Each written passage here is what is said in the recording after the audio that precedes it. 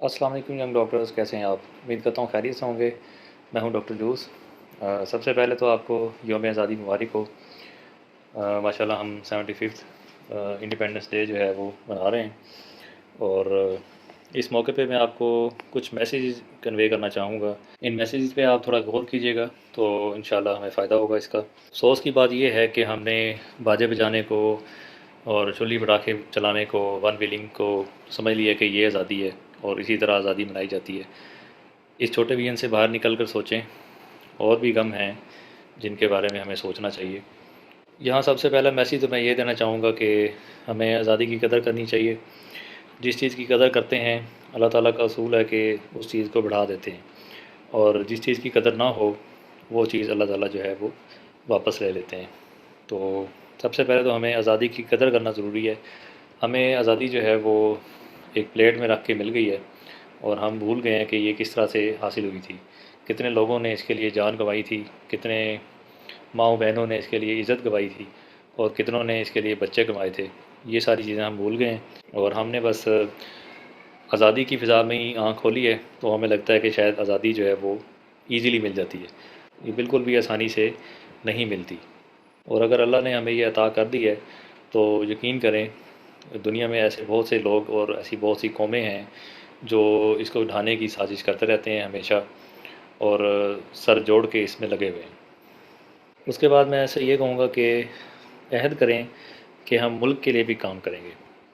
हम अपने लिए, अपने बच्चों के लिए, अपने बड़ों के लिए, रिश्तेदारों के लिए या किसी और के लिए काम करते रहते हैं, लेकिन कभी हमने मुल्क के लिए कोई काम नहीं किया। तो हमें सोचना चाहिए कि हमने मुल्क के लिए अब तक क्या किया है। यानी मिस्टर फ़लाँ फ़लाँ जो है वो फ़लाँ डेट को पैदा हुए और फ़लाँ डेट को फ़ौत हुए, और उनके जाने से कोई तब्दीली आई, मुल्क को कोई फ़ायदा हुआ या नहीं हुआ। अगर हमारा जवाब ना में हो तो फिर हमें सोचना चाहिए कि हमें मुल्क के लिए भी कुछ ना कुछ करना चाहिए। अपने लिए तो हम दिन रात एक कर ही देते हैं, लेकिन एज़ अ कंट्री हम नहीं सोचते कि हम मुल्क के लिए, हम इस देश के लिए क्या कर रहे हैं। जो आज़ादी अल्लाह ने हमें नेमत के तौर पे दी है, उसके लिए हम क्या करते हैं। इसकी एक बेहतरीन मिसाल जो है वो कासिम अली शाह साहब अपने लेक्चर्स में देते हैं, और वो कहते हैं कि अगर ऐसी ही ज़िंदगी है तो इसका क्या फ़ायदा है कि पैदा हुए, पढ़ लिख लिया, जॉब हो गई, उसके बाद शादी हो गई, बच्चे हो गए, उसके बाद रिटायर हो गए, पेंशन मिलना शुरू हो गई और मर गए। That's it.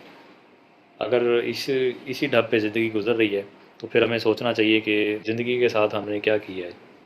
जो अल्लाह ने हमें इतनी बड़ी नेमत दी है, हमने उसका हक़ अदा किया है या नहीं किया। यौम आज़ादी जो है ये हमें दोबारा से याद कराता है कि हमें मुल्क की बका और सलामती के लिए दुआ करनी चाहिए। और मुल्क जो है वो इस वक्त लामहला तौर पे पॉलिटिकल और इकनॉमिक क्राइसिस से गुज़र रहा है, तो हमें दुआ भी करनी चाहिए, और फ़िज़िकली भी जो हम मुल्क के लिए कर सकें वो भी हमें करना चाहिए। मिसाल के तौर पे हम अपने वोट का सही इस्तेमाल करें, सही लोगों को ऊपर लेके आएँ, सही लोगों को चूज़ करें। हमारे मुल्क में किसी भी चीज़ की कमी नहीं है, चाहे वो टैलेंट हो, चाहे वो नेचुरल रिजर्वायर्स हों, चाहे वो नेक लोग हों, चाहे वो पैट्रियटिज़म हो, चाहे वो वाइज पीपल हों, चाहे वो हार्ड वर्किंग पीपल हों, चाहे वो बेस्ट लीडर्स हों या मेंटोर्स हों। सब हमारे पास मौजूद है, और हमारे दरमियान ये सारे लोग मौजूद हैं।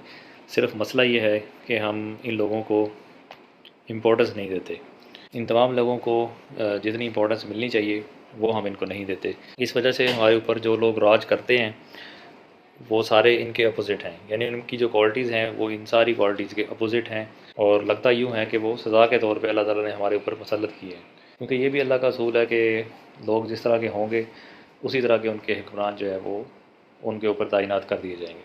हमारी बदकिस्मती ये है कि हम ख़ानदानी सियासत के शिकंजे में इस तरह से जकड़े हुए हैं कि हमें कुछ नज़र नहीं आता। हमें इन ज़ंजीरों को तोड़ना पड़ेगा और इस बॉक्स से बाहर निकल कर सोचना पड़ेगा। इसी तरह ये वतन अज़ीज़ जो है आजकल इकनॉमिक क्राइसिस से गुज़र रहा है। हमारे नाम नहाद हुक्मरानों ने हमें जो है वो भीख लेने पे मजबूर किया हुआ है, और भीख के सहारे ही हमारा जो है गुज़र बसर होता है। और अगर हम इसी रास्ते पे चलते रहे तो जिस दिन हमें भीख मिलना बंद हो जाएगी उस दिन हमारी एग्जिस्टेंस जो है वो ख़तरे में आ जाएगी। तो हमें ये जो एक विशियस साइकिल चल रहा है इसको ब्रेक करने की ज़रूरत है, इसमें से निकलने की ज़रूरत है।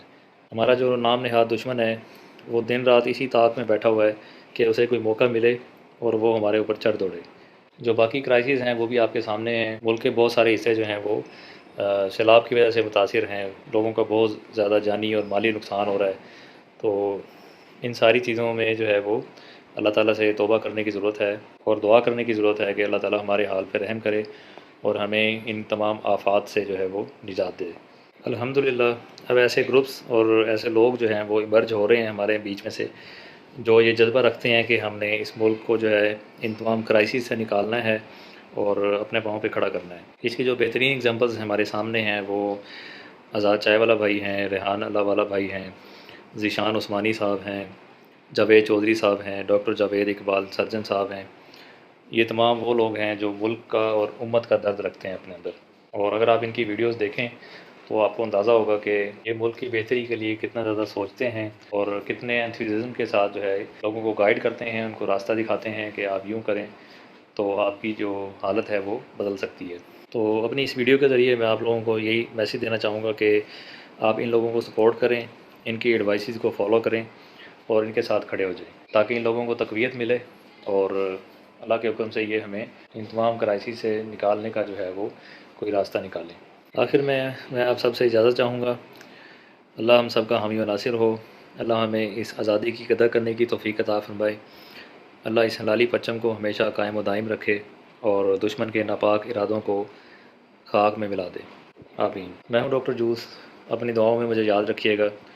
اللہ حافظ۔